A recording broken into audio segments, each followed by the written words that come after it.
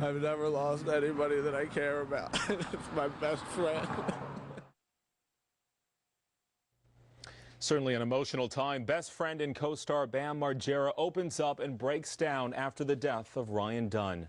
It's good to have you with us tonight. I'm Thomas Drayton. The daredevil and MTV star who was killed in a crash in Chester County, certainly fresh in the minds of family and friends. The coroner's report is out and says Dunn and his passenger Zachary Hartwell died from the impact and resulting fire of the crash in West Goshen Township early yesterday morning.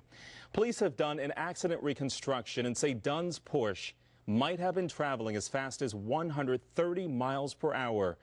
130 when it jumped a guardrail, flew into a ravine, and burst into flames.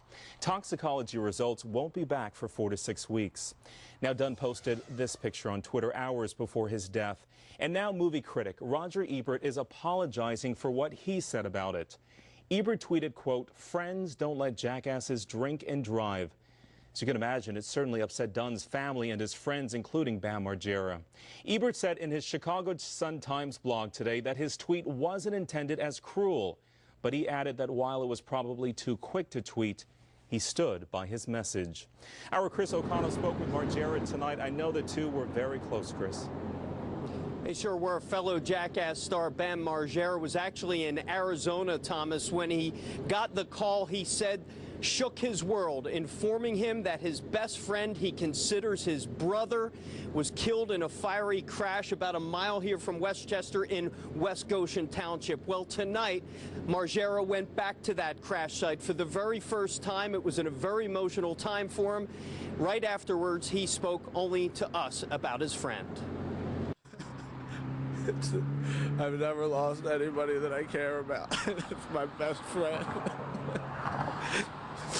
I was in Arizona when I heard, and I just remember I was with some friends having the best time ever, and at 12:30 I just started punching out the windows of the rental van and ripping out the speakers, and I don't even know why. I wasn't mad at anything or anybody, and if it's 12:30 there, that means that it was exactly when he crashed.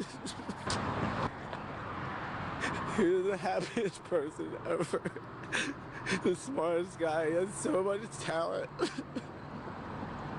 And he had so many things going for him.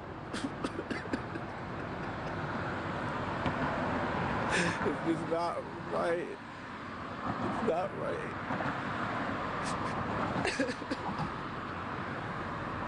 How do you get through this? A lot of people have been worried about you. I can't.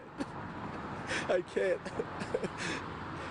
Do you know how horrible it is being on an airplane for 6 hours, not being with everybody? You're just stuck on an airplane. No one had any idea, probably. It was the worst phone call I've ever got in my life, waking up to that.